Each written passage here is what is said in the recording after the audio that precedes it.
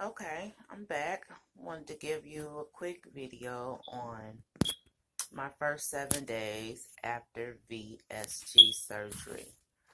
So, I think the only thing I experienced in this week is you have to pay attention. I'm not gonna call it mind games. It's just pay attention. I'm back at home now. I was in there cooking for my family or just doing normal things, the dishes and everything, and old habits will come to you without you thinking. So I still supposed to be on liquids or no complete liquids, but the or is you could take soup and things like that and blend it into liquids. So I'm still on that.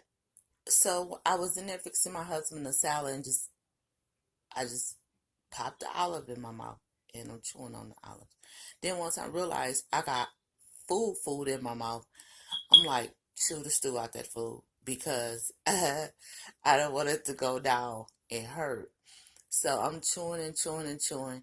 And what's a weird feeling to me is everything feel normal. When you get it in your mouth, it feel normal. Even like the first going down here, going down the esophagus, it's like a little teeny bit, like right at the end it feel like a little drain sensation, like something trying to like go through the last little tube, so you get a little like that might have been a little too big or not right now. So this week I did two things, no, three things without even mindless thinking. I think one was I was thinking that it was, I bought these wingdings.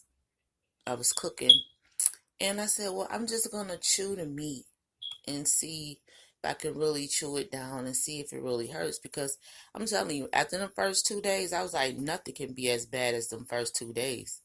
And I said, well, let me try it out now just to try to push and see um what I can do. Oh, my lips look dry. Okay. And so I did have a wingding. Um it went it went down okay, but I was very full. Like I couldn't after that it was time for me to eat my soup, and I really couldn't. Probably about 2 spoonfuls of my soup I was able to get down when normally I might can do 6. So it will make you full. Another thing, I weighed in yesterday just on my scale. I'm down to 454. So that's a total of um, 51, 52 pounds off since I started this journey. And like I said, I'm only a week in from having the surgery. But every day you feel better and better. Um, I still been watching a couple of the normal people that I watched them journal their weight loss surgery. And I've been hearing a lot that people, their comments was always about self-esteem and depression even. And I feel like the way they was responding, you have to be a strong individual before taking on weight loss surgery. If you have any um, mind issues, any low self-esteem issues, get that worked out through a counselor, because weight is not the answer for that. That's all in the mind. And one other note was I talked to a lady that's in my area that had the surgery, which I know quite a few because I was an MA over 10 years ago when this first started popping, even the bypass surgery. So I know quite a few, but only talked to a couple. And she was just so shocked. She was like, she was glad I did it. She willing to support anything, me needing to talk or whatever. But she made a comment. that I find funny. Yeah, I don't find it offensive, but I find it funny. She said, because I was telling her I started at 506. That's why my hashtag kind of on this, every time you pull up my name, it's Chelese 506 at 506. And she was like, you was 506? I mean, I'm a big lady. I don't never try to act like I'm not, but I'm bigger. And she said, I would never ever thought you was 506 though. 506? No way. But she went on to say she didn't think that because how I kept myself up. Not like today. No, this is at home videos, but how I kept myself up, how I dressed, and how I wasn't sloppy looking. So I said all that to say, get your own self-esteem and your mind together.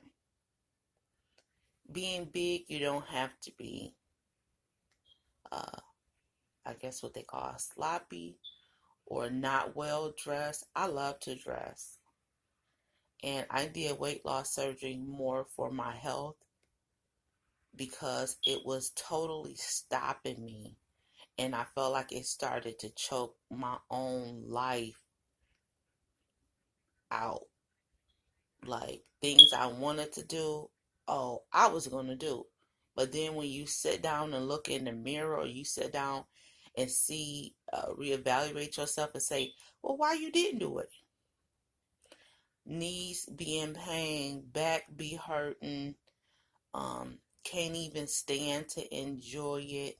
Seat so tight, while you there, it's like you feel like you need to pump a Motrin in your mouth before the concert over because your thighs is humming because of the seat is so indents in your thighs, in your butt area. And trying to be comfortable in the seat and enjoy something at the same time, you conflicted. So it was a health issue, it was a life issue, and I just felt like it was time. I'm done having kids. Got 4 kids that's doing great, and it was my time. And I wasn't going to be able to progress and finally have some free time for me and my husband and won't be able to do anything because of just weight. No, ma'am, no, sir. So I'm getting it together. So my 1 week post-op is I'm still going down. I'm still learning, still doing great. Um, Nothing painful, nothing out of ordinary. Matter of fact, like I said, each day you feel better and better and better. Matter of fact, I'm like ready to go to work. My job that I had or have is direct care, so it's not that strenuous. I don't have to worry about standing that long. But my future goals is I'm still getting to standing. So I'm walking more, doing more, um, and keeping focus. So I hope this encouraged you to go forth. You will feel better. You will achieve. But if you have any mental or any low self-esteem, please work on that because weight is not the key to your happiness. You have to get that solved. It's not tied in your weight. Y'all have a blessed day.